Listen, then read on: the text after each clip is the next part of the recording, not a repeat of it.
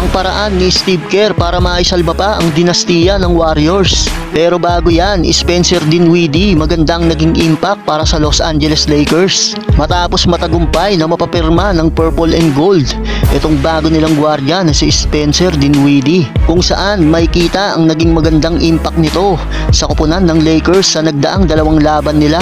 Isa nga dito ang naging laban nila kontra sa koponan ng Detroit Pistons, kung saan ay nakapagtala nga itong si Dinwiddie ng 6 points, 2 rebounds at 7 assists na mayroon pang 2 steals. Ito nga rin ang naging debut game ni Dinwiddie para sa koponan ng LA. Bagamat nakapagtala rin ng mga turnover sa laban na ito ang bagong Lakers guard, nakuha naman nila ang panalo kontra sa Detroit. Dito ay may kita natin ang kayang ibigay ng isang Dinwiddie sa koponan. Kahit nagkaroon nga siya ng mga turnover, it's consider na unang game pa lang niya ito as a Lakers player. 6 points, 7 assists, malaking bagay na yan para makatulong at magkamit ng panalo ang isang koponan. Nangako naman itong si Dinwiddie na sa mga susunod na laban ay pagbubutihan pa nito ang kanyang paglalaro.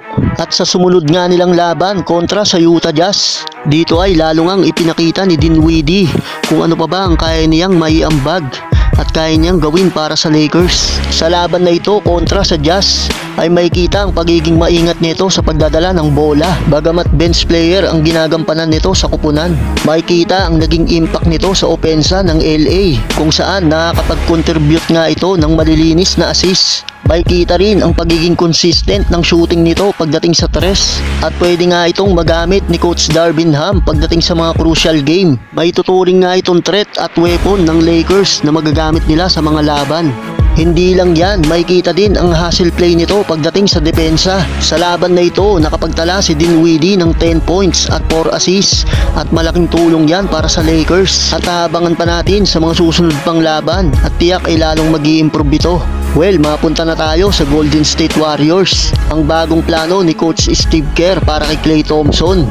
Kanina nga sa laban ng Warriors kontra sa Utah Jazz, ginawang 6-man ni Steve Kerr itong bata niya na si Klay Thompson. Sa kauna-unahang pagkakataon, hindi nga ito maglalaro bilang starting 5 sa koponan ng Warriors since 2012. Ngayon nga lang tatanggalin bilang starting lineup itong si Klay, sa kadahilanan na nag-struggle nga ito sa kanyang laruan, kung saan sa mga nagdaang laban ng Warriors ay hindi nga nila maramdaman ang presensya nito sa laro. Pabulusok din na bumagsak sa 12 points per game ang naitatala nito, na malayong malayo sa dati nitong naibibigay para sa Warriors. Sa madaling sabi nga ay hindi na naibibigay ni Thompson ang nararapat na tulong na inaasahan sa kanya ng kanyang koponan. Si Thompson ay isa sa mga bumubuo ng dinastiya ng Golden State Warriors at isa sa mga karakter kung bakit nakamit nila ang 4 na kampyonato. Kabilang din si Klay Thompson sa humahalili sa greatest shooter na si Stephen Curry. Dahil sa pagiging threat or assassin nito pagdating sa shooting ay binansagan nga silang Splash Brothers. Kaya ganun na lang siguro ang impact sa Warriors sa pagiging off night ng shooting nito sa bawat game. Well, marahil ay dala na rin ito ng edad. Sa mga hindi nakakaalam, si Klay Thompson ay 34-year-old na, kung saan papunta na nga ito sa past prime or tinatawag nila na father time.